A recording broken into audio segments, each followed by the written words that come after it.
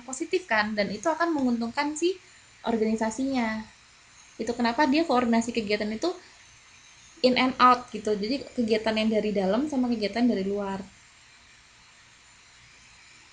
Lalu dia akan berusaha untuk menyediakan sarana di sini tuh sarana komunikasi, baik verbal maupun yang non verbal. Jadi misalnya bisa komunikasi langsung atau tidak langsung.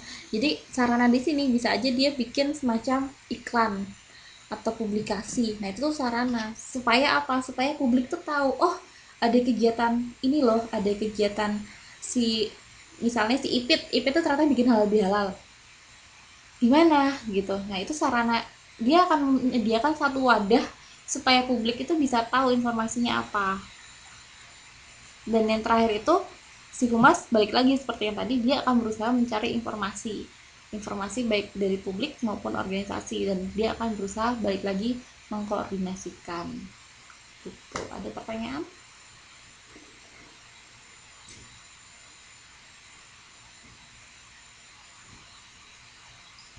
Ya ada.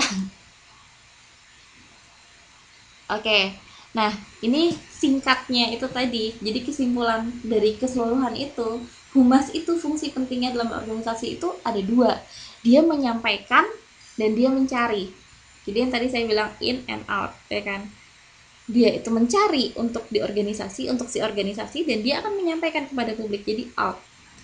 Itu kenapa tadi di depan kan humas itu dia itu tujuan utamanya adalah berkomunikasi. Jadi kalau misalnya mbak mau kerja jadi di bidang humas ya, mulai sekarang harus sering banyak ngomong, harus sering banyak berdialog dengan orang-orang, terus berusaha menyelesaikan dengan win-win solution gitu.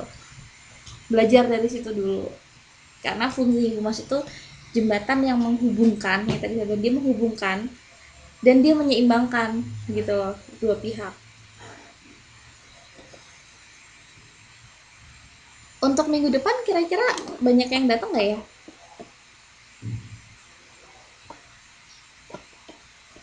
Emang biasanya jamnya bisa berubah ya? Kan minggu depan itu temu langsung.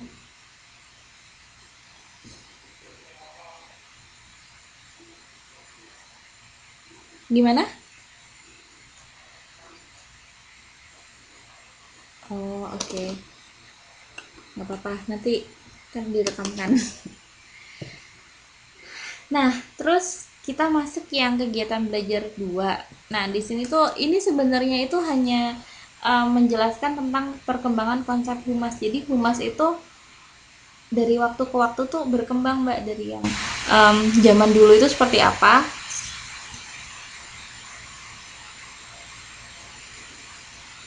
Oh, ilkom itu paling sedikit. Oke, okay, nggak apa-apa. Sedikit malah enak kan.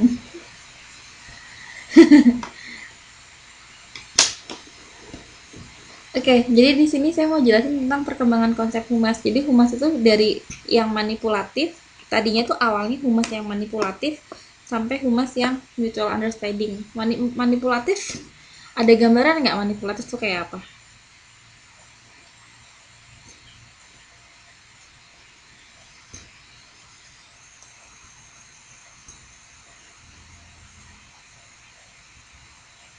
Ada yang lain? Ada yang lain? Opini yang lain?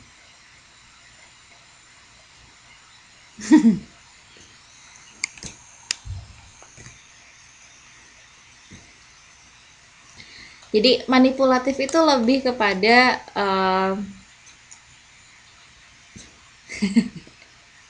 saya saya jadi lupa deh. Manipulatif itu lebih kepada menunjukkan hal yang tidak sebenarnya. Iya, kalau kalau kata dasarnya itu manipulasi, ini kata sifatnya manipulatif.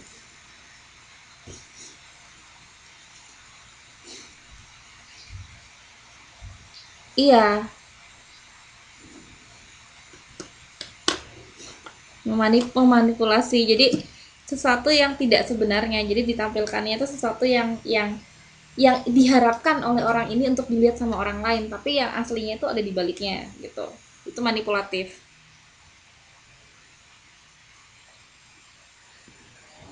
Iya, oke. Kalau bahasa itunya tuh tujuannya itu implisit,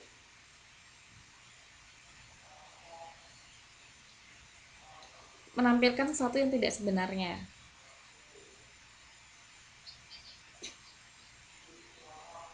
Iya, tapi iya memberikan kesan implisit. Nah, tapi kalau di humas ini itu lebih kepada um, one way communication, Mbak. One way. Jadi misalnya, jadi Mbak itu misalnya humas, kita humas ya, kita orang humas dan kita akan memberikan misalnya gimana sih supaya ini jalan, kita akan ngasih informasinya secara one way yang publik ini nggak tahu kebenarannya kayak apa. Nah itu manipulatif. Jadi humas itu pada awalnya dulu tuh humas yang sebenarnya bersifat maksudnya manipulatif yang negatif gitu loh. Baru pada perkembangannya hingga sekarang ini muncul yang namanya mutual understanding gitu. Jadi humas yang sifatnya dua arah tadi, yang si humas akan berusaha menyeimbangkan antara organisasi dengan si publik gitu. Kalau yang dulu itu humas pada awalnya itu satu arah aja. Nah, ini di nanti kalau dibaca lagi ya tolong, itu di situ disebutkan. Jadi pertama kali itu humas itu muncul tahun sekitar 1830-an di Amerika Serikat. Udah gitu namanya dikenal dengan press agents atau press agentry. Nah, dulu itu kalau kalau pada zaman dulu ini di Amerika Serikat ini tuh mereka lebih kepada publisis artis. Jadi misalnya ada agent artis gitu yang mereka mau mengorbitkan artis baru gitu. Dia akan bikin suatu kayak iklan informasi yang bersifat kalau oh artis ini tuh yang bagus banget loh, artis ini tuh ini loh gitu. Nah informasi itu kan sifatnya itu one way gitu, karena dia pakai surat kabar. Zaman dulu kan masih pakai surat-surat apa koran gitu untuk mempromosikan, untuk bikin kayak pengumuman announcement atau apa, atau untuk misalnya artis ini bikin suatu skandal yang dia harus menutupin. Nah nutupinnya tuh kan pakai surat kabar semua. Nah ini tuh dulu humas.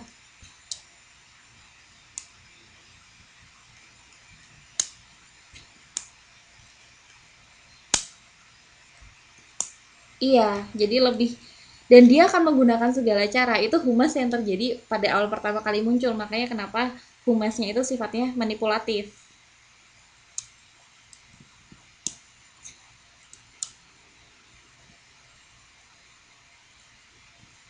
Betul sekali. Jadi sifatnya dulu one way aja. Baru kalau karena sekarang itu kan kita udah ada internet ya kan. Internet itu udah semua orang bisa dapat modem. Handphone aja kita bisa pakai internet kan. Jadi kalau tuntutan kerja humas itu untuk sekarang akan lebih susah karena orang juga semakin pintar kan untuk cari informasi itu kemana gitu. Itu kenapa sekarang dibutuhkan adanya mutual understanding tadi, harus ada dua arah, yaitu karena tuntutan dari globalisasi, tuntutan dari internet, tuntutan informasi. Terus ya nggak mungkin orang juga nggak seperti dulu yang harus oh iya aja yang kita baca, oh iya gitu kita langsung percaya. Kalau sekarang kan kita bisa yang bener nggak sih gitu, kita bisa cari di internet atau datanya seperti apa itu tinggal dicari. Nah perkembangannya setelah setelah dari yang manipulatif tadi menuju yang ketika uh, informasi ini sudah mulai, kenapa dia berubah. Nah itu karena adanya era public information. Jadi informasi yang bisa diakses oleh publik kayak internet. Internet itu kan semua orang bisa pakai. Lalu orang itu ketika dia sudah tahu ada informasi ini pasti akan berusaha mencari lagi kan. Misalnya Mbak waktu itu tahu oh ada UT loh gitu misalnya. Terus mungkin kan Mbak jadi tertarik, oh UT itu di mana aja ya gitu. Atau bisa jadi oh mungkin ada materi kelas lain yang mungkin jurusannya berbeda, sepertinya kelasnya menarik, terus Mbak langsung buka di YouTube-nya mau lihat juga, mau belajar juga. Nah, jadi ketika orang itu sudah tahu dapat informasi ini, dia akan meminta lagi untuk yang lebih. Dia akan mencari, akan lebih penasaran dan dia akan nyari tahu, ya kan? Nah, ketika orang sudah semakin pintar, mempengaruhi orang yang sudah banyak tahu itu kan lebih susah daripada orang yang nggak tahu apa-apa kan, Mbak? Otomatis dari organisasi tadi, dia yang tadinya cuman yang oh ini loh saya kasih tahu